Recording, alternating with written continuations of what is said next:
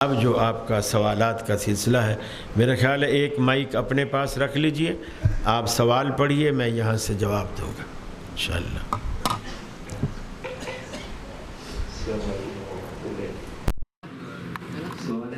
کیا رکوع اور سجدے میں کم از کم تسبیحات کی تعداد 3 متعین ہے؟ متعین نہیں ہے، اگر کوئی دعا لمبی ہے تو آپ ایک دفعہ بھی پڑھ سکتے ہیں۔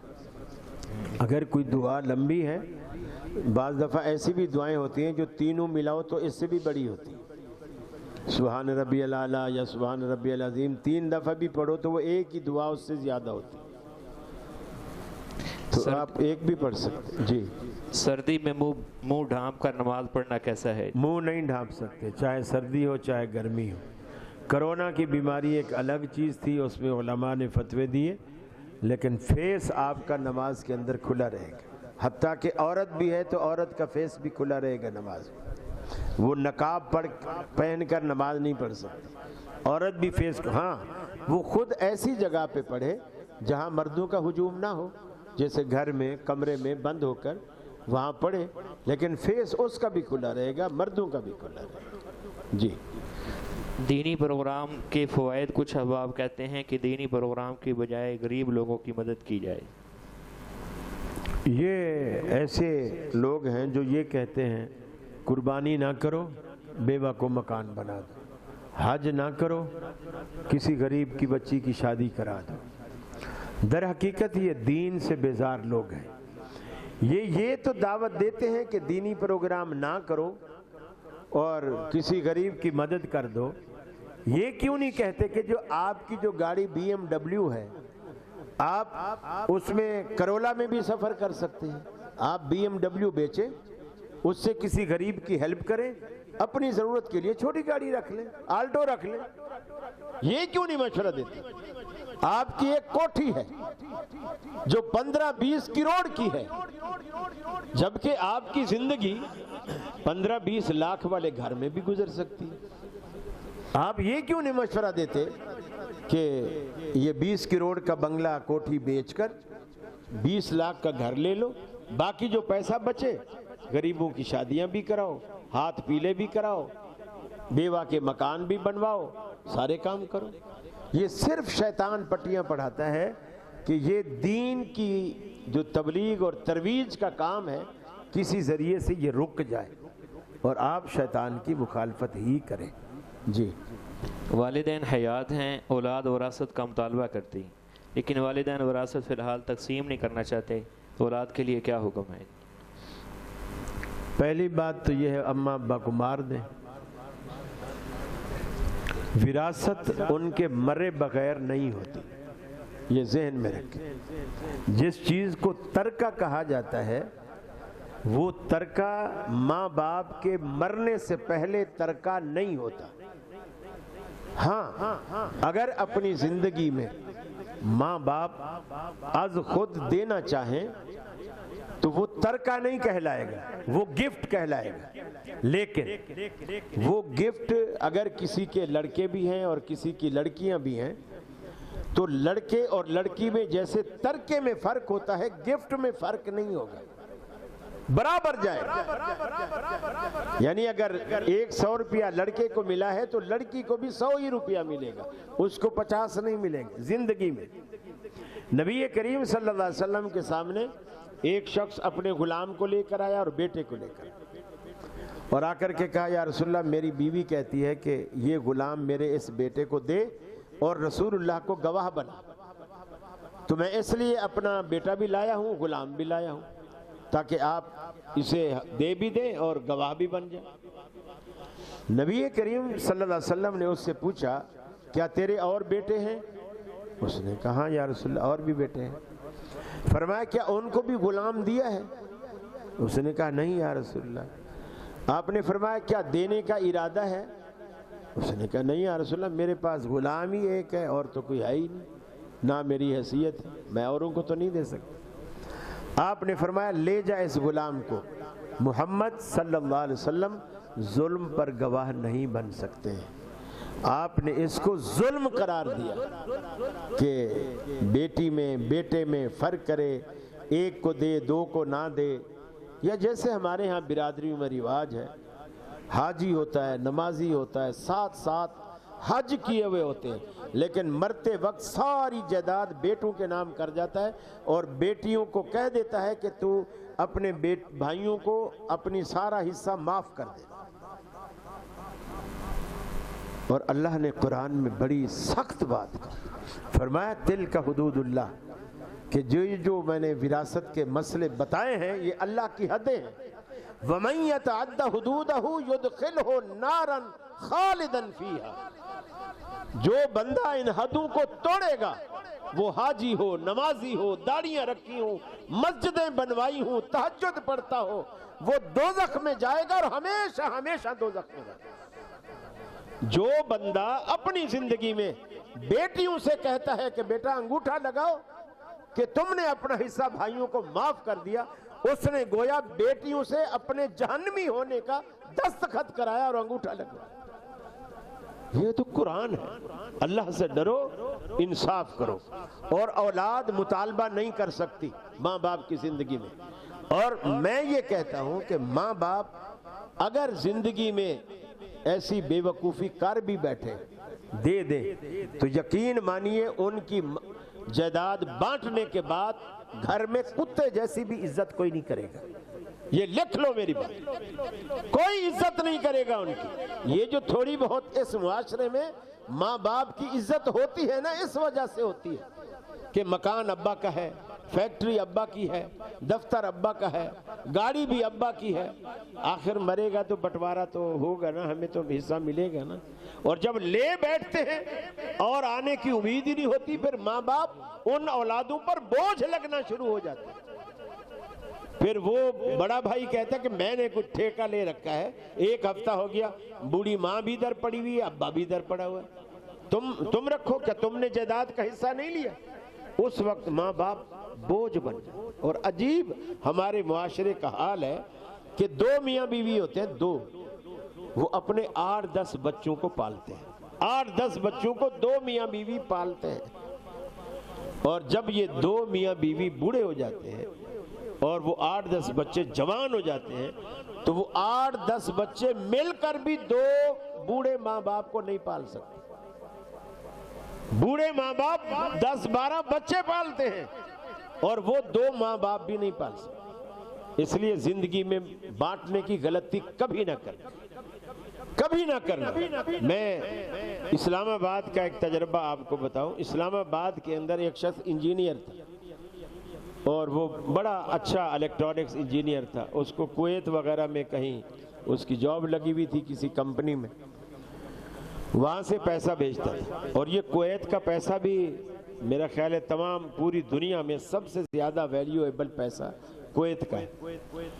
اور وہ پیسہ ادھر پاکستان میں اس کی بیوی تھی، بچہ تھا، بچے کو اس نے امریکہ میں پڑھانے بھیجا ہوا تھا. پیسہ آتا تھا، اماں کچھ خرچے میں رکھتی تھی، کچھ بیٹے کو پڑھائی پہ لگاتی تھی. بیٹا پڑھ لکھ کے ڈاکٹر ہو گیا، اس کی ریٹائرمنٹ ہو گئی وہاں سے، کچھ یکمشت رقم بھی اس کو ملی.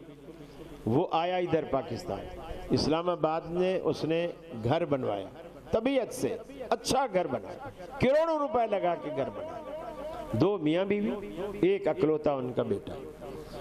اس کو بیٹے کو انہوں نے امریکہ سے بلایا، بیٹا اب آؤ، ہم آپ کی شادی بھی کرتے ہیں اور ہم آپ کو ایک سرپرائز دینا چاہتے ہیں. بیٹا آ گیا، اس کی شادی انہوں نے کرا دی. سرپرائز کیا دیا؟ وہ ساری زندگی کی جمع پونجی وہی کوٹھی تھی جو انہوں نے اسلام آباد میں بنوائی. اس کوٹھی کے کاغذات اور چابی بیٹے کو دے دی، بیٹا یہ آپ کے لیے ہماری طرف سے سرپرائز. اب وہ سمجھ رہے تھے کہ بھی ہمارا اکلوتا ہے تو بیٹا ہے، ہمارے بعد بھی سارا کچھ اسی کا ہے تو ہم زندگی میں دے دیتے ہیں. انہوں نے دے دی. کوئی ہفتہ 2 ہفتے گزرے، جب اس کے جانے کا ٹائم آیا نا، اس نے کہا ابو میں تو میری چھٹیاں ختم ہو رہی ہیں تو میرا کام ادھر زیادہ اچھا ہے، میں تو جانا چاہتا ہوں اور یہ ہے وہ ہے، اور بیوی کو بھی میں لے جاتا ہوں. اس کا کوئی ویزے کا پروسیجر بھی کرا لیا اس نے. وہ چلا گیا۔ ہفتے ڈیڑھ ہفتے کے بعد کچھ لوگ آئے اور اس بوڑھے ماں باپ کو کہنے لگے کہ مکان خالی کر۔ انہوں نے کہا بھی کیسے خالی کرے، تو ہمارا مکان ہے، ہم نے بنوایا، ہم نے اپنے بیٹے کا نام کیا۔ انہوں نے کہا جی آپ کا بیٹا جاتے ہوئے اس مکان کو بیچ کر گیا ہے، ہم نے کچھ پیسے اس کو دے دیے تھے بیانہ کے طور پر، ٹوکن کے طور پر، کچھ ہم نے رکھ لیے تھے، اب پیمنٹ ہم نے اس کو پوری کر دی، آپ چاہے تو بیٹے سے فون پہ بات کریں۔ انہوں نے فون پہ بات کی، بیٹے نے کہا ہاں ابو اتنے بڑے گھر کی مجھے تو ضرورت نہیں تھی، آپ تو دو بوڑھے ماں باپ ہو، کہیں بھی گزارا کر لو گے، مجھے یہاں پیسوں کی ضرورت تھی اپنے بزنس کے لیے، میں نے وہ مکان بیچ دیا۔ پھر اس کے بعد وہ روتے پیٹتے ساری جمع پونجی لگا چکے تھے۔ اس کے بعد انہوں نے کیا کیا، برابر میں کوئی بنگلہ تھا، وہ کوئی اس کی اولاد نہیں تھی، وہ بھی بڑا امیر آدمی تھا، انہوں نے کہا ان دونوں میاں بیوی سے میں ایسا کر سکتا ہوں آپ کے لیے، میرے پاس سرونٹ کوارٹر ہے وہ خالی پڑا ہوا ہے، آپ کا جب تک دل چاہے سرونٹ کوارٹر میں آپ رہیں، کھانا پینا آپ لوگ اپنا کرنا، میں اس جگہ کا کوئی کرایہ آپ سے نہیں لوں گا۔ وہ اب تک سرونٹ کوارٹر میں زندگی گزار رہے ہیں اور بیٹا مکان بیچ کے امریکہ جا چکا ہے۔ آپ اس دور کو نہیں سمجھ رہے ہیں، ہم بہت ایسے دور سے گزر رہے ہیں کہ بس الامین الامان والحفیظ۔ جی سردی میں ہیٹر کے آگے نماز پڑھنا کیسا ہے؟ کوئی حرج نہیں، وہ آپ یہ سمجھ رہے ہوں گے کہ شاید جیسے آتش پرست آگ جلا کے نماز، انما الاعمال بالنیات، عملوں کا دار و مدار نیت پر ہوتا ہے۔ ہاں اگر آپ کے دل میں یہ خیال آ رہا ہے کہ یار آج تو مزہ آئے گا، آگ کو ہی میں سجدہ کر رہا ہوں، تو پھر تو حرام ہے، پھر تو آپ مشرک ہیں۔ لیکن آپ اس لیے کھڑے ہوئے ہیں کہ یار یہاں سیک لگتا رہے گا اور سجدہ بھی آرام سے جتنا مرضی دل چاہے گا کروں گا، رکوع بھی کروں گا، ٹھنڈ نہیں لگے گی، تو کوئی حرج نہیں، اچھی بات۔ جی نماز جنازہ میں دوسری یا تیسری تکبیر کے بعد شامل ہونے والا شخص اپنی بقیہ نماز کیسے مکمل کرے گا؟ اگر تو مولوی ہے تو اس کو تو مسئلہ پتہ ہے، وہ اسی طرح پڑھے گا، اسی ترتیب سے ساری دعائیں پڑھے گا۔ اگر کوئی عام آدمی ہوتا ہے تو عام آدمی کو تو پتہ ہی نہیں ہوتا، وہ تو مولوی کے پیچھے اللہ اکبر کہہ رہا ہوتا ہے۔ جب اللہ اکبر کہنے والا ہی کوئی نہیں ہوگا تو جنازے تو اکثر لوگوں کو نہیں آتے، نہ دعائیں آتی ہیں، نہ یہ پتہ ہوتا ہے تکبیرات ہمیں کیسے کہنی ہے، اور پھر وہ پڑھ بھی نہیں سکتا، اس لیے کہ جیسے ہی جنازے کا سلام پھرتا ہے افراتفری میں آؤ جی میت اٹھاؤ جی چہرہ دیکھو جی، وہ ساری افراتفری مچ جاتی ہے، اس کو تو کوئی نماز پڑھنے ہی نہیں دے گا۔ لہٰذا اعلان ہوتا ہے اتنے بجے فلاں جگہ جنازہ ہوگا، آپ کوشش کریں کہ اتنے بجے وہاں پہنچ جائیں، اور اگر کسی وجہ سے آپ رہ بھی گئے ہیں تو یہ فرض کفایہ ہے، اگر بستی میں سے دوسرے لوگوں نے ادا کر دیا ہے تو آپ کی طرف سے بھی ادا ہو گیا ہے، اللہ تعالیٰ آپ سے نہیں پوچھے گا کہ آپ نے جنازہ کیوں نہیں پڑھا۔ یہ فرض کفایہ ہے کہ اگر ایک بندہ بھی کر لے تو دوسرے کی طرف سے بھی ادا ہو جاتا ہے، پھر آپ کو یہ تکلف کرنے کی ضرورت نہیں ہے۔ ہاں پھر دوسرا یہ کرے، جب میت بھی آگے نہیں ہے تو پھر سنت طریقہ کیا ہے، پھر قبر پہ جا کے پڑھے۔ جن لوگوں نے جنازہ نہیں پڑھا وہ قبر پہ جا کے پڑھے، قبر کو آگے رکھیں، جس طرح میت ہوتی ہے اسی طرح، اور ایک بندہ ان میں امام بن جائے اور باقیوں کو اپنے پیچھے کھڑا کرے، جس طرح رسول اللہ صلی اللہ علیہ وسلم نے مسجد کی خادمہ کا جنازہ قبرستان میں جا کر کے پڑھا تھا۔ جی ایک ہی دن بارات اور ولیمہ ہو سکتا ہے؟ سنت کے خلاف ہے، ہو تو سکتا ہے، ایک ہی دن میں 3 ولیمے بھی کر لیں تو کوئی حرج نہیں۔ سنت یہ ہے کہ شب زفاف گزرے اور اس کے بعد ولیمے۔ دولہا کو خوشی بھی تبھی ہوگی نا جب اس نے شہد چکھا ہو، اگر شہد ہی نہ چکھا ہو تو کاہے کی خوشی؟ اس لیے سنت کے مطابق جو عمل ہے وہ زیادہ درست ہے۔ جی رکوع میں ملنے والے کی رکعت کے بارے میں کیا حکم ہے؟ نہیں ہوتی، مدرک رکوع رکعت میں نہیں ہے، ہاں اس کو ثواب مل جائے گا، چونکہ 2 چیزیں فرض ہیں جو چھوٹی ہیں، قیام بھی فرض ہے اور سورہ فاتحہ بھی فرض ہے۔ جو بندہ رکوع میں ملتا ہے اس سے قیام بھی چھوٹتا ہے، فاتحہ بھی چھوٹتی ہے۔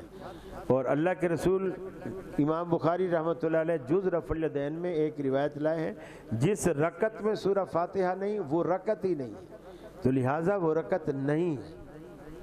اس کی احناف البتہ ایسا کرتے ہیں، رکوع میں مل جائے، سعودی عرب والے بھی میرا خیال ہے کچھ ایسا کرتے ہیں، اور جو آج کل مدینہ یونیورسٹی سے پڑھ کے آ رہے ہیں وہ بھی اپنی سہولت کے لیے کہہ دیتے ہیں میاں ہو گئی، باقی نہیں ہوتی۔ فاتحہ بھی فرض ہے اور قیام بھی فرض ہے۔ جی، عورت اگر موبائل پر تقریر سن رہی ہے تو تقریر کرنے والے کے چہرے کا چہرہ دیکھ سکتی ہے یا نہیں؟ راہ چلتے بھی تو آخر چہرے دیکھتی ہے نا، بھلے وہ پردے میں ہوتی ہے، مرد تو پردے میں نہیں ہوتے، وہ ان کا چہرہ بھی دیکھتی ہے، سبزی والے سے بھاؤ تاؤ کرتی ہے، کپڑے والے سے بھی بھاؤ تاؤ کرتی ہے، چہرہ دیکھتی ہے، بلکہ میاں حیران ہو رہا ہوتا ہے کہ تو بڑا سستا لے آتی ہے، میں تو جب بھی جاتا ہوں میرے کو تو لوٹ لیتے ہیں، تیرے کو کیسے سستا دے دیتے ہیں۔ تو یہ اکثر اس حدیث سے شاید سوال پیدا ہوا کہ اللہ کے رسول گھر میں تشریف فرما تھے، ازواج مطہرات تھیں، حضرت عائشہ بھی تھیں، ام سلمہ بھی تھیں رضی اللہ تعالیٰ عنہ، عبداللہ بن ام مکتوم رضی اللہ تعالیٰ عنہ یہ نابینا صحابی تھے، یہ آئے آپ صلی اللہ علیہ وسلم سے ملنے کے لیے، تو آپ نے گھر والیوں سے کہا اندر چلے جاؤ۔ عبداللہ بن ام مکتوم بہت خوبصورت تھے، نابینا تھے مگر خوبصورت تھے، صرف آنکھوں کا عیب تھا، باقی حسن بس کمال کا تھا۔ آپ نے خواتین سے کہا اپنی ازواج سے کہ تم اندر چلی جاؤ کمرے میں، تو ازواج مطہرات نے کہا کہ یا رسول اللہ وہ تو اندھا ہے، یعنی وہ تو نہیں دیکھ سکتا، تو آپ نے فوراً فرمایا تم تو اندھی نہیں ہو، وہ اندھا ہے تم تو اندھی نہیں ہو۔ یہ یعنی آپ کی ایک غیرت تھی، ظاہر بات ہے ہم آپ کی غیرت کو نہیں پہنچ سکتے، آپ کی ایک غیرت تھی، اس غیرت ایمانی میں آپ نے فرمایا کہ وہ اندھا ہے تم تو اندھی نہیں ہو۔ گویا اگر کوئی خوبصورت ہے تو کسی عورت کا دل بھی اس پہ آ سکتا ہے، ضروری نہیں کہ ہمیشہ مرد ہی فریفتہ ہو، عورت بھی فریفتہ ہو سکتی ہے، جیسے یوسف پر زلیخا کا دل آیا تھا، جیسے یوسف پر زلیخا کا دل آیا تھا، وہاں تو ڈورے یوسف نے نہیں ڈالے، زلیخا ڈال رہی ہے، تو اس لیے تالی جو دونوں ہاتھ سے بجتی ہے تو ایک ہاتھ جس کو بھی بچا سکتے ہو، جب آپ اس کو کھینچ لو گے تو تالی نہیں بجے گی، وہ کرنٹ پیدا نہیں ہو اس اعتبار سے۔ باقی عورت پردے میں رہ کر اگر اس کی نظر کسی مرد کے چہرے پر، ہاں یہ ایک الگ بات ہے، وہ ٹک ٹکی باندھ کر اس کے نقش نین پر غور نہ کرتی رہے، کاش میرا میاں بھی ایسا چٹا ہوتا، یہ نہ سوچے تو پھر کوئی حل نہیں۔ جی، ایک شخص فجر نماز پڑھ کے سو جاتا ہے اور پھر اٹھنے کے بعد اشراق کے نفل ادا کرتا ہے، کیا اس کا عمل درست ہے؟ کس کے نفل ادا کرتا ہے؟ اشراق کے۔ ویسے ہی رسول اللہ صلی اللہ علیہ وسلم نے یہ تو منع نہیں فرمایا کہ فجر، ہاں یہ ہے کہ جو شخص فجر کی نماز نہیں پڑھتا اور سویا رہتا ہے، ایسی بعض روایات میں آتا ہے کہ اللہ تعالیٰ اس کی روزی کو تنگ کر دیتا ہے، لیکن ایسی روایات صحت کے درجے کو نہیں پہنچتی۔ باقی فجر کی نماز پڑھنے کے بعد سونے سے منع کرنے کی کوئی حدیث نہیں، اللہ کے رسول نے قطعاً منع نہیں کی۔ منع تب ہے کہ جب آپ عشاء کے بعد، آپ نے فرمایا دیر تک جاگو نہیں، مغرب کے بعد سوو نہیں۔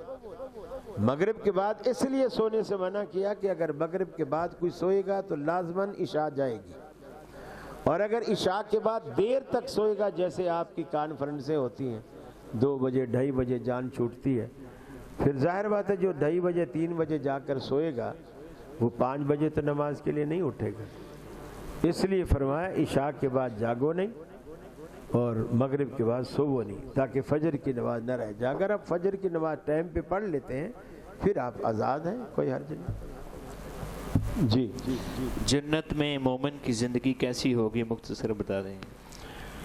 مختصر تو نہیں ہو سکتا، البتہ قرآن کی ایک آیت ہے جس میں اگر آپ سمجھ سکتے ہیں مختصر تو وہ یہ ہے وَلَكُمْ فِيهَا مَا تَشْتَهِي أَنفُسُكُمْ، اللہ نے قرآن میں کہا کہ جنت میں تمہارے لیے وہ کچھ ہے जिस चीज को तुम्हारा दिल चाहेगा। गोया आप जन्नत में मर्जी के मालिक हो, मर्जी के मालिक। और ये बहुत बड़ी बात है। हत्ता के सैयद अताउल्लाह शाह बुखारी रहमतुल्लाह अलैह ने इसी आयत की तफसीर कर रहे थे कि तुम्हें जन्नत में वो मिलेगा जिसकी तुम ख्वाहिश करोगे। एक कोई हुक्के का शौकीन बैठा था, उसने कहा शाह साहब जन्नत में हुक्का मिलेगा? शाह साहब ने कहा हाँ, अगर तू हुक्का पीते पीते जन्नत में चला गया और वहाँ जाकर तूने हुक्के की ख्वाहिश की, हुक्का तुझे ज़रूर मिलेगा, अलबत्ता उसके ऊपर फूल में तंबाकू के ऊपर जो अंगार रखते हैं ना, वो अंगार लेने के लिए तुझे दोज़ख में जाना पड़ेगा, क्योंकि जन्नत में आग नहीं। तो इसलिए आप ऐसी ख्वाहिश ही न रखें जिसके लिए थोड़ी देर के लिए दोज़ख में जाना पड़े।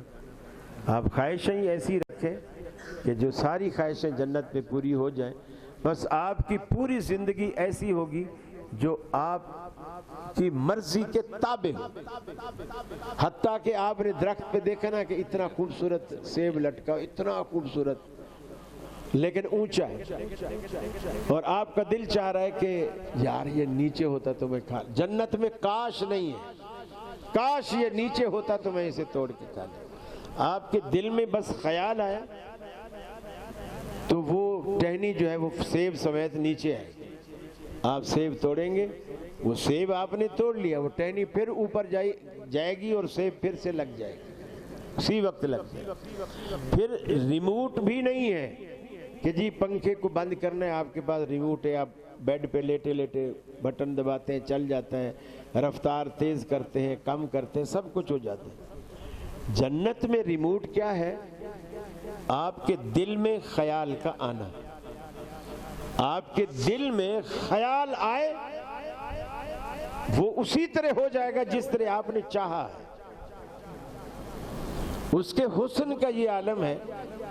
आपने 5 स्टार या 7 स्टार होटलों में कभी देखा हो, उनके जो रिसेप्शन होती है ना, उन्होंने बड़ी खूबसूरत लड़कियां या कश्मीर के खूबसूरत लड़के जिनकी अभी दाढ़ियाँ नहीं आई हुई होती या आई होती है तो क्लीन शेव होते हैं, वो बिठाए हुए होते हैं। ये उनके जो मेन इंटरेस्ट है उस पे ये बिठाए जाते हैं लड़के या लड़कियाँ, ताकि हर आने वाला इम्प्रेस हो उसको देख कर के यार जिसके होटल का भी गेट इतना खूबसूरत है, अंदर क्या होगा। अल्लाह ताला ने जन्नत के अंदर जो जन्नत के नौकर है ना, नौकर जिसे गिलमान कहा जाता है, गिलमान नौकर जो आपके लिए कोई पानी का गिलास ला रहा है, कोई फलां काम करके ला रहा है, बस जन्नत में दौड़े फिरेंगे, भागे फिरेंगे। अल्लाह कहता है ये नौकर चाकर आपके गिलमान जब जन्नत में भागेंगे ना, तुम्हें ऐसे लगेगा कि अन्नहुम लुलुअम मंसूरा, जैसे मोतियों की कोई माला टूटी हो और मोती सारे जन्नत में बिखर गए। जिस जन्नत के नौकर उसकी तशबीह उनको कुरान मोतियों से देता है, तो जन्नत के मालिकों का क्या आलम होगा। जज़ाकुमुल्लाह। जी, क्या फौतगी वाले घर में तीसरे दिन खाने का या किसी भी किस्म का प्रोग्राम करवाना कैसा है? ये हमारे मुआशरे में रिवाज है।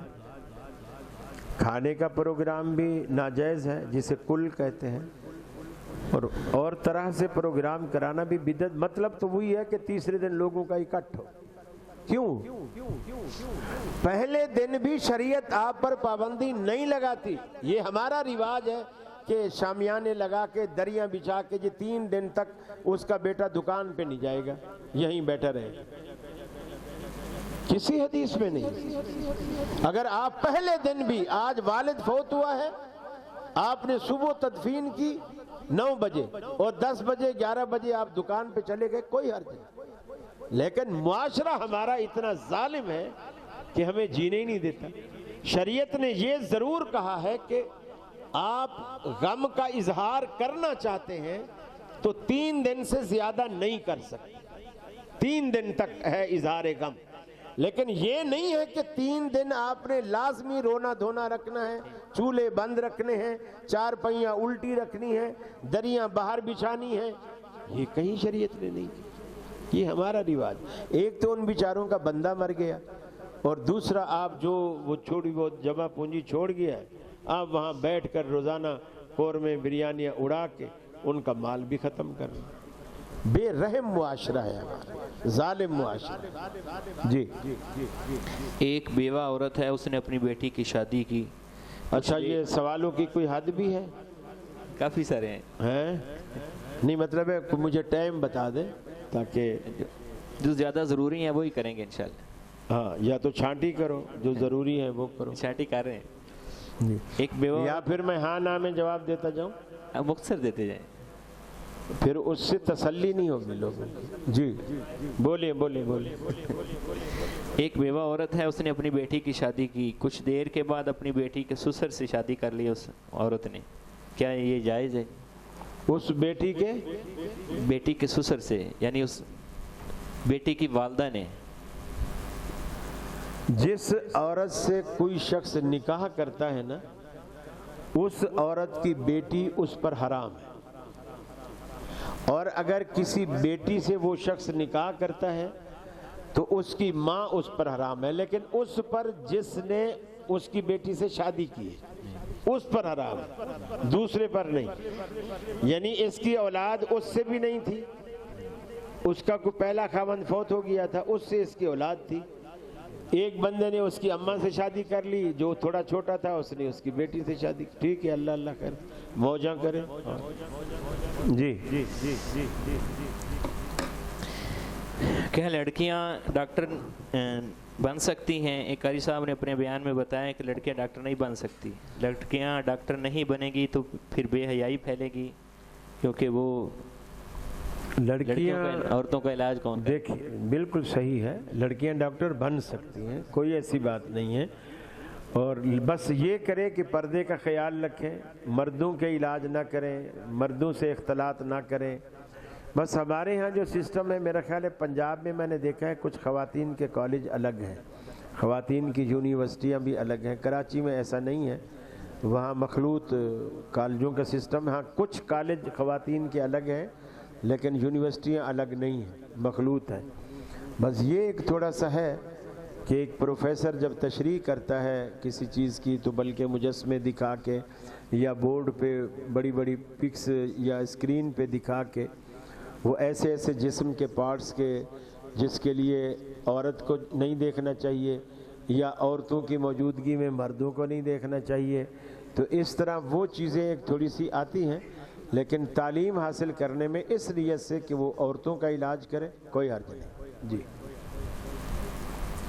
کوئی شرعی عذر مانے نہیں۔ جی کرسی پر بیٹھ کر فرض نماز ہو سکتی ہے؟ ساری نمازیں ہو سکتی ہیں، بس عذر ہونا چاہیے۔ بیمار اگر ہو، بیمار کے لیے شریعت نے کوئی خاص طریقہ نہیں رکھا کہ کہاں بیٹھے، کیسے بیٹھے، کس طرح سجدہ کرے، کس طرح، اس لیے نہیں رکھا کہ ہر بندے کی بیماری کی نوعیت الگ ہوتی ہے۔ کسی کو کمر میں تکلیف ہے، کسی کو گھٹنے میں تکلیف ہے، کوئی اتحیات میں نہیں بیٹھ سکتا، کوئی جھک نہیں سکتا، کوئی کھڑا رہ سکتا ہے، کوئی گھٹنے کو فولڈ نہیں کر سکتا، کوئی سجدے میں نہیں جا سکتا، الگ الگ تکلیفیں۔ تو جس کو جیسے سہولت ملے وہ اس طرح ادا کرے۔ جی کیا نبی اکرم صلی اللہ علیہ وسلم قبر میں زندہ ہیں؟ درود شریف ان تک کیسے پہنچتا ہے؟ اگر حضور قبر میں زندہ ہیں تو مجھے بتائیے حضور صلی اللہ علیہ وسلم کے وجود کا یا آپ کی زندگی کا فائدہ منومن مٹی کے اندر نیچے ہے یا باہر ہے؟ باہر ہے۔ باہر۔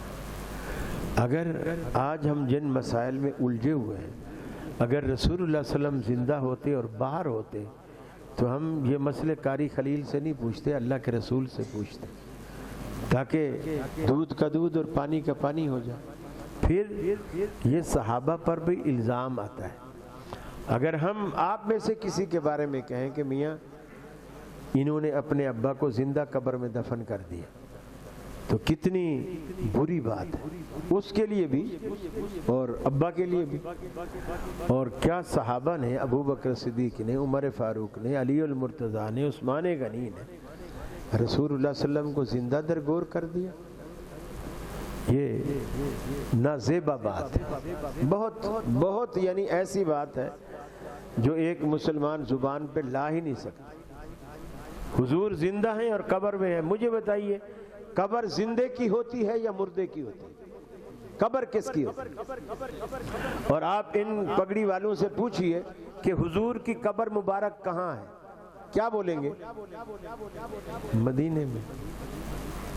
اگر آپ زندہ ہیں تو مدینے میں قبر کیوں ہے؟ زندے کی بھی کوئی قبر ہوتی ہے؟ قبر تو ہمیشہ فوت شدہ کی ہوتی ہے. پھر آپ جب دنیا سے چلے گئے، اگر آپ زندہ تھے تو آپ کے پیچھے ابو بکر کیوں مصلی پہ کھڑے ہو کے نمازیں پڑھاتے رہے؟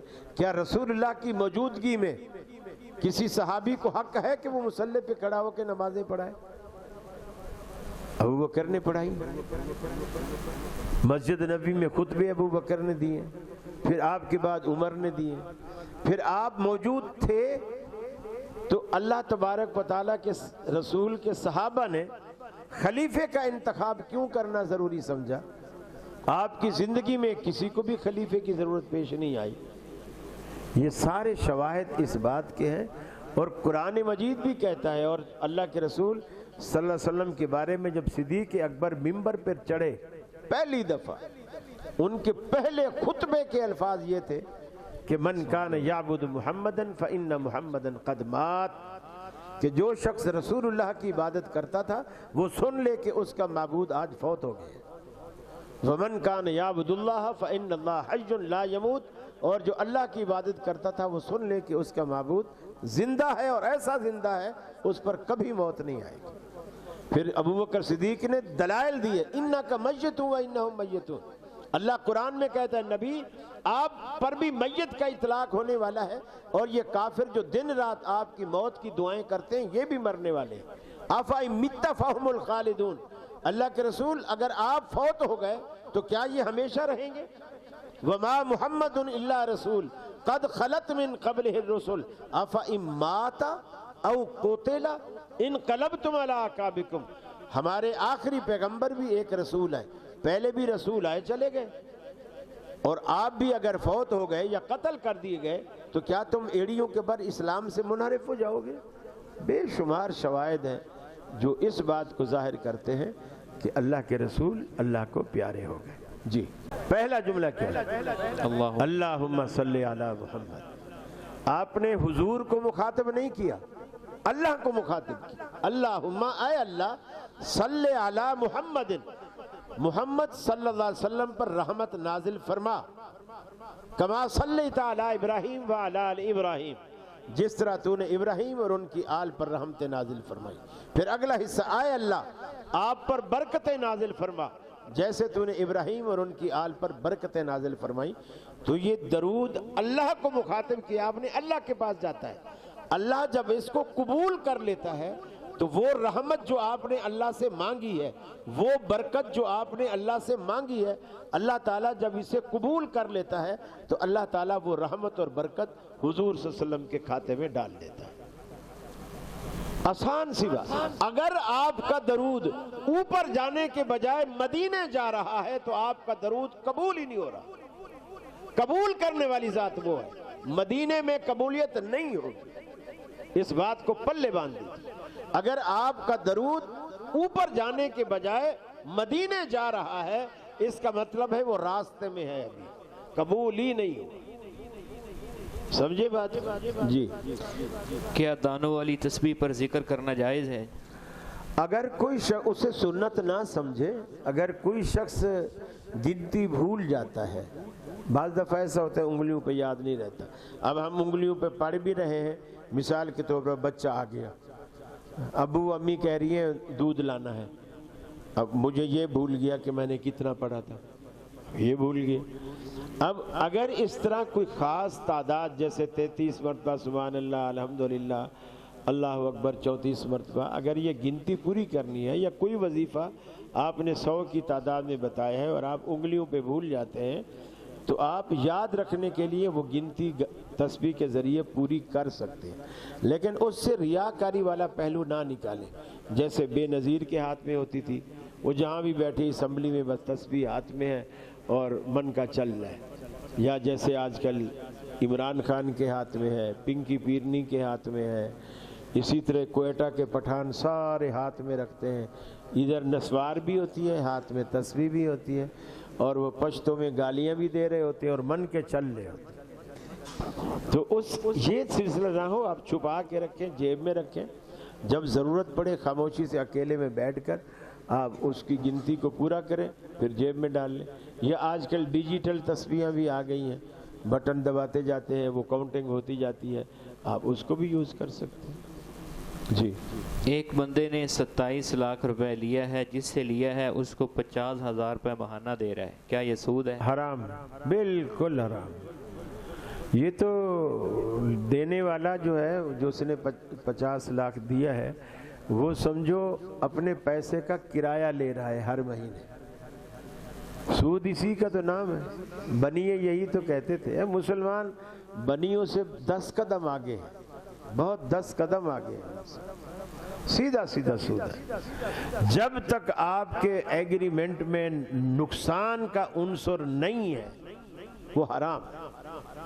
نقصان بھلے نہ ہو لیکن لکھت پڑھت میں ایگریمنٹ میں وہ چیز آنی چاہیے۔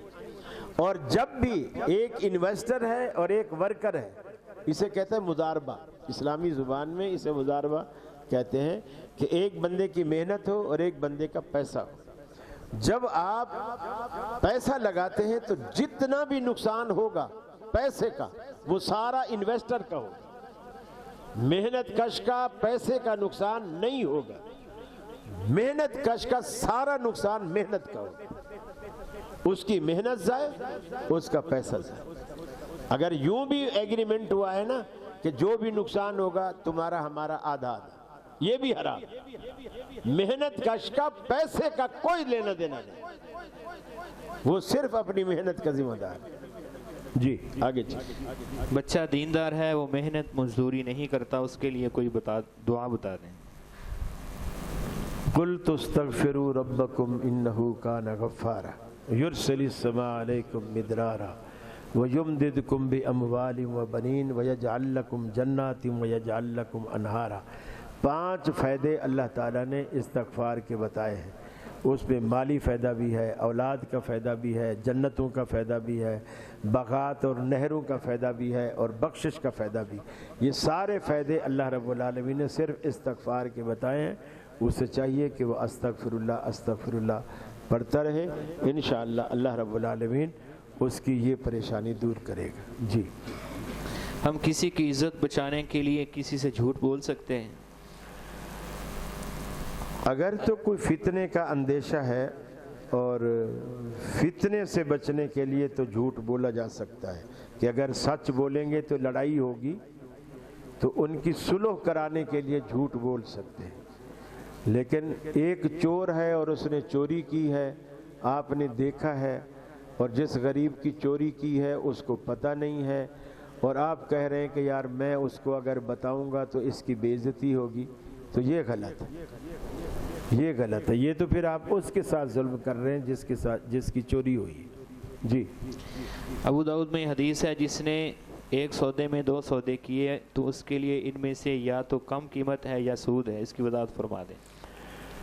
یہ اس چیز کے بارے میں ہے جب آپ کسی چیز کی 2 بے یا 2 رکھ دیتے ہیں کہ اگر آج پیسے دے تو اس کے اتنے ہیں، اور اگر مہینے بعد دے تو اتنے، آج دے تو یہ 10 روپے کی ہے، مہینے بعد دے تو یہ 15 روپے کی ہے۔ تو یہ جو 5 روپے آپ نے بڑھائے ہیں، یہ اس مدت کا عوض ہے جو بیچ میں 1 مہینہ گزرا ہے، اور یہ مدت کا عوض ہی اصل سود ہے، مدت کا عوض ہی اصل سود ہے۔ اور ہمارے ہاں جو اکثر قسطوں کے کاروبار ہوتے ہیں، اس میں قیمت بڑھائی جاتی ہے اور نقد میں قیمت کم رکھی جاتی ہے، اور شریعت کہتی ہے فَلَهُ أَوْ كَسُهُمَا أَوِ الرِّبَا، ان دونوں میں یا تو جو کم قیمت ہے وہ لے، اگر دوسری زیادہ والی لے گا تو پھر وہ سود ہے، اویر ربا یا پھر وہ سود ہے. تو لہٰذا زیادہ قیمت سود ہے، کم قیمت جو نقدی والی ہے وہ حلال ہے. تو لہٰذا آپ ریٹ وہی رکھیں جو نقدی والے ہیں، مہینے بعد پیسے دے تو بھی وہی، اور ہفتے بعد پیسے دے تو بھی وہی، آج پیسے دے تو بھی وہی. جی طلاق ثلاثہ کو متعلق وضاحت کریں. 3 طلاقوں کو طلاق ثلاثہ کہتے ہیں. وضاحت کے لیے سوال آپ کریں گے تو میں وضاحت کروں گا. ایک مجلس کی 3 طلاق. ایک مجلس کی 3 طلاقیں رسول اکرم صلی اللہ علیہ وسلم کے زمانے میں، ابو بکر صدیق کے زمانے میں، عمر فاروق کے زمانے میں ایک مجلس. مسلم شریف کی حدیث حضرت عبداللہ بن عباس رضی اللہ تعالیٰ عنہ بیان کرتے ہیں، آپ کے زمانے میں، ابو بکر کے زمانے میں، حضرت عمر کے پہلے 2-3 سالوں تک ایک مجلس کی 3 طلاقوں کو ایک مانا جاتا تھا. پھر رسول اکرم صلی اللہ علیہ وسلم کے سامنے حضرت رکانہ کا ایک کیس آیا، مسند احمد میں روایت ہے. رکانہ سے آپ نے پوچھا کیف طلقتہ، تو نے کیسے طلاق دی؟ اس نے کہا ثلاثاً، میں نے 3 طلاقیں دی ہیں. آپ نے پوچھا فی مجلس واحد، کیا ایک مجلس میں 3 طلاقیں دی ہیں؟ قال نعم، اس نے کہا ایک ہی مجلس میں 3 طلاقیں دی ہیں. آپ نے فرمایا انما تلک واحدۃ فرجیہا ان شئت، یہ 3 طلاقیں ایک ہی طلاق ہے، تو چاہے تو رجوع کر لے. قال فراجعہا، راوی کہتا ہے کہ چنانچہ انہوں نے رجوع کر لیا. گویا اہمیت لفظوں کی نہیں ہے، اہمیت مجلس کی. مجلس سے اگر 3 ہو جائیں تو وہ 3 ہی مانی جائیں گی. اگر مجلس ایک ہے اور اس میں الفاظ 15 ہیں تو وہ ایک ہی مانی جائے. جی اب اور سوال نہیں لو بھائی، یہ تو ابھی آئے چلے جا رہے ہیں. چاول بھی نہیں ہے اور پھر بھی لوگ سوار کلے چلے جا رہے ہیں. اگر نماز تہجد کی نیت لے کر کوئی شخص وتر نہ پڑھے، آنکھ نہ کھلے، تو وہ وتر کب پڑھے گا؟ یعنی فجر کی اذانیں ہو گئیں. دن میں وتر پڑھنے کا طریقہ یہ ہے کہ جتنے وتر آپ پڑھا کرتے تھے اس میں 1 رکعت کا اضافہ کریں. جو نماز آپ کی سفر میں رات کو رہی تھی، جو بلال نے اذان نہیں دی تھی، آپ تہجد کی 11 رکعتیں ہمیشہ پڑھا کرتے تھے. اس دن آپ نے آگے جا کر جب اس کو قضا کیا تو آپ نے 12 رکعتیں ادا کی، اور یہی اس کی دلیل ہے کہ وہ طاق کو جفت میں تبدیل کر دیں. جی آگے چلیے، جلدی جلدی جلدی. دینا جائز ہے یا ناجائز؟ میرا خیال ہے یہ ڈاکٹر اسرار والے سوال پہ لوگ پریشان ہیں. کئی جگہوں پر مجھ سے یہ سوال ہوا. ڈاکٹر اسرار صاحب کو یہ غلطی لگی ہے کہ جس میں آپ نے ٹھیکے پہ زمین دینے سے منع کیا ہے، عرب میں ایک رواج تھا. مالک کیا کرتے تھے کہ مالک کو پتہ ہوتا تھا کہ میری جو زمین ہے، مثلا یہ ایکڑ ہے، ایکڑ کا جو یہ حصہ ہے یہاں فصل زیادہ ہوتی ہے، اور جو یہ حصہ ہے تھوڑا سا شور والا ہے، کلر ہے یا سیم تھور ہے، یہاں فصل تھوڑی ناقص ہوتی ہے. تو وہ مالک کیا کرتا تھا، وہ بجائے پیسے طے کرنے کے اس سے کہتا تھا یہاں سے یہاں تک جو ادھر فصل ہوگی یہ میری ہوگی، ٹھیک ہے تو کر، زمین میں تجھے ٹھیکے پہ دیتا ہوں، زمین اگا، فصل تیار کر، لیکن یہاں سے یہاں تک جو آئے گی وہ میری ہوگی اور جو ادھر آئے گی وہ تیری ہوگی. شریعت نے اس سے منع کیا.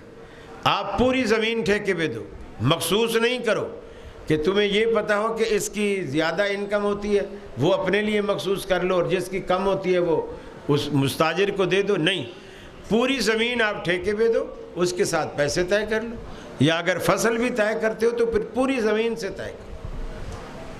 یعنی منع جو ہے کسی ایک حصے کو اپنے لیے مختص کرنا اور دوسرا حصہ مستاجر کو دینا، یہ منع ہے. اور اگر ٹوٹل زمین آپ دیتے ہیں تو کوئی منع نہیں. جی قرآن مجید میں آیا ہے کہ جمعہ کے وقت کاروبار بند کر دینا چاہیے. کیا جو عالم صرف جمعہ پڑھا رہا ہے وہ پیسے لے سکتا ہے؟ کاروبار بند کر دینے چاہیے جمعہ کے وقت. ہاں تو جو عالم پیسے لے رہا ہے صرف جمعے کے، تو یہ کاروبار کہاں کر رہا ہے؟ یہ کاروبار کہاں کر رہا ہے؟ مسجد میں.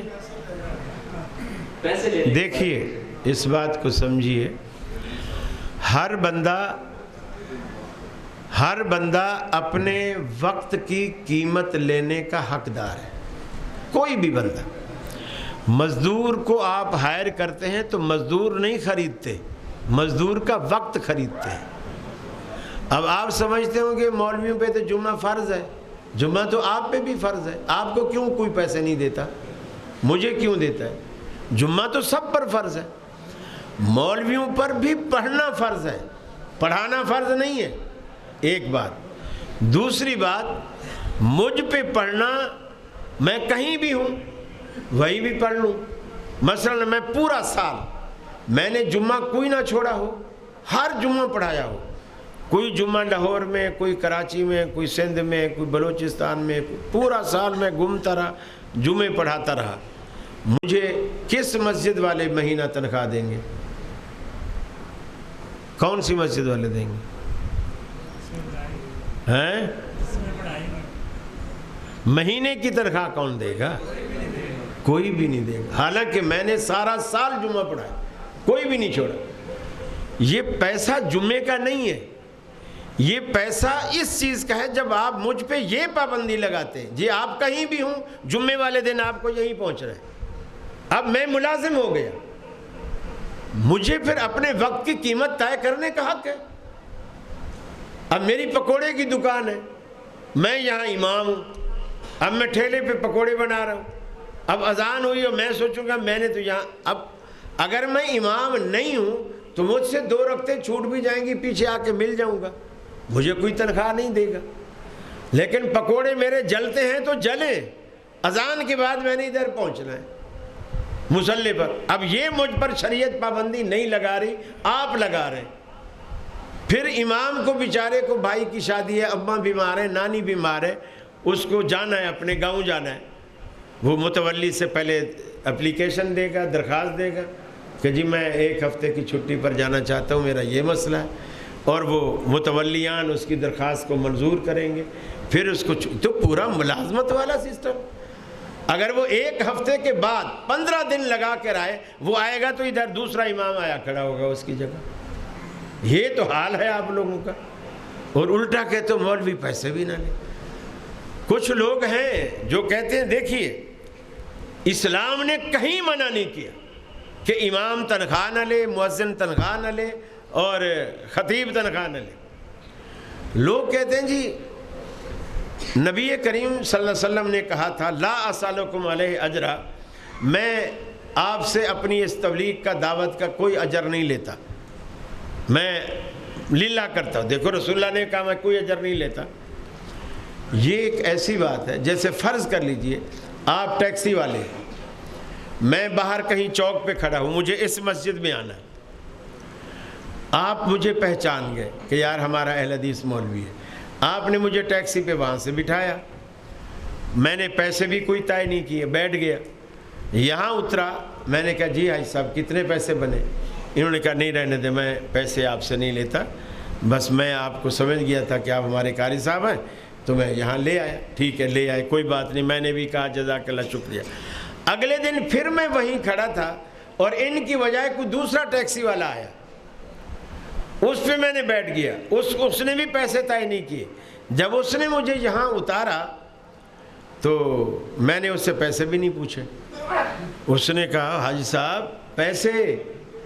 میں کہوں کل تو میں آیا تھا، اس نے تو کوئی پیسے نہیں لیے، اس نے تو نہیں پیسے لیے، تو کیوں لے رہا ہے؟ نبی کہہ رہا میں تم سے کوئی اجرت نہیں لیتا. اس کا یہ مطلب نہیں ہے کہ میری امت بھی نہ لے. پھر نبی کریم صلی اللہ علیہ وسلم کو اللہ تعالیٰ نے خمس دیا تھا. خمس جتنا بھی یہ جو جہاد کا مال آتا تھا، جو بھی، اس کا سب سے پہلے 5واں حصہ نکالا جاتا. 5واں حصہ اسے خمس کہتے ہیں. وہ صرف رسول اللہ کے لیے تھا. یہ کماڑی والے کراچی میں ہیں، توحیدی کہلاتے ہیں، ڈاکٹر مسعود عثمانی کے مرید ہیں، فوت ہو گئے. یہ مسئلہ اکثر وہی اٹھاتے ہیں. تو میں نے انہیں کہا کہ وہ رسول جو پیسے نہیں لیتا تھا، میں نے کہا پتہ ہے کیوں نہیں لیتا تھا؟ اللہ تعالیٰ پورے مال غنیمت سے خمس ان کو دیتا تھا. میں نے کہا تم مجھے صرف کماڑی کا خمس دو، میں کراچی کی ساری مسجدیں فری کرا دوں. صرف کماڑی کا، جہاں بحری جہاز آ کے رکتے ہیں اور پوری دنیا کا ایکسپورٹ امپورٹ کا سارا کاروبار وہیں سے ہوتا ہے، کماڑی سے.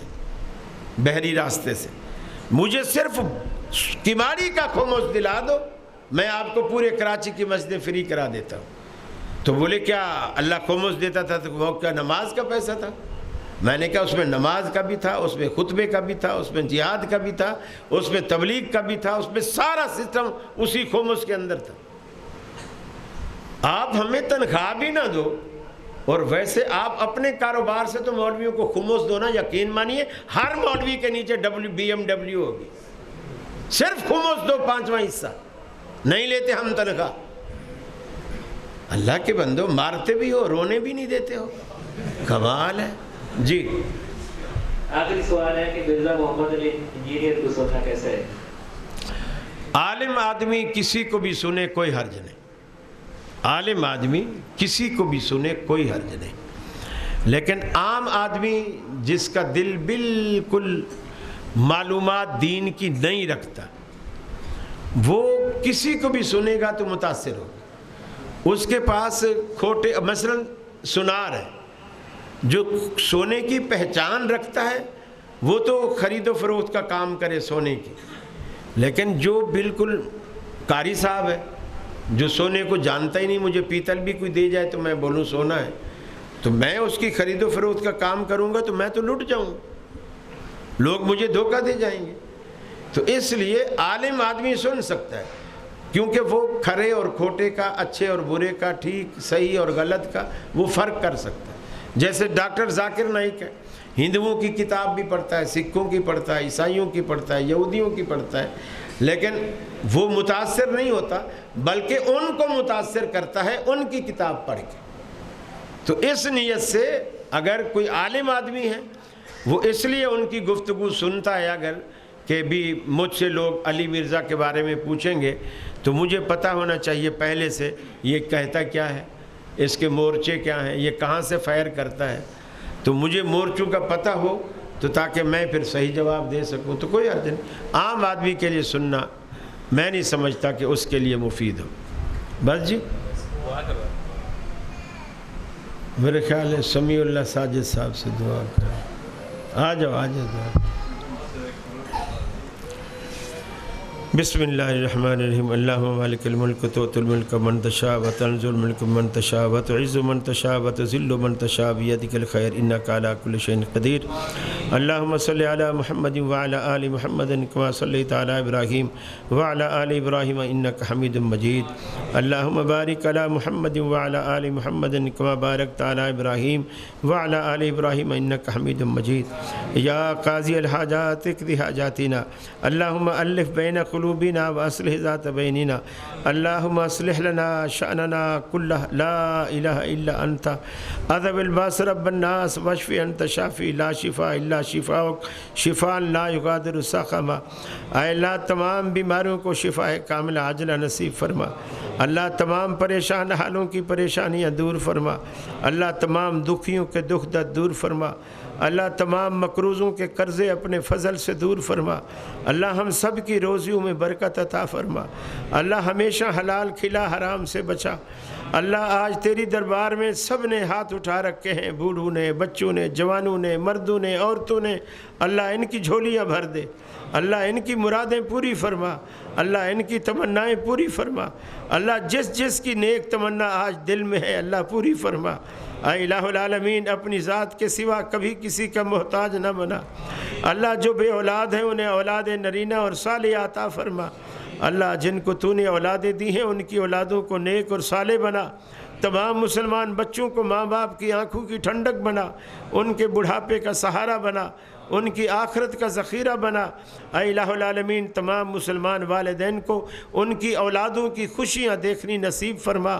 اللہ ہمارے مقدر میں تو نے جتنی بھلائیاں لکھ رکھی ہیں سب ہمیں نصیب فرما، اور ہمارے مقدر میں تو نے جتنا شر لکھ رکھا ہے اس سے ہمیں محفوظ فرما۔ اللہ ہمارے بڑے بزرگ بھائی بن جو توحید پہ فوت ہو گئے اللہ ان کی مغفرت فرما، اللہ انہیں کروٹ کروٹ جنت نصیب فرما، اللہ ان کی قبروں کو وسعت عطا فرما، اللہ ان کی قبروں کو اپنی رحمتوں کا گہوارہ بنا، اللہ انہیں عذاب قبر اور عذاب جہنم سے بچا، اللہ ہمیں بھی جب تک دنیا میں رکھے اسلام اور ایمان پہ قائم رکھ، خاتمہ ایمان پہ فرما، مرتے وقت کلمہ نصیب فرما، اپنے نبی کی شفاعت نصیب فرما، اپنے نبی کے دست مبارک سے آب کوثر نصیب فرما، آمین الالک آمین۔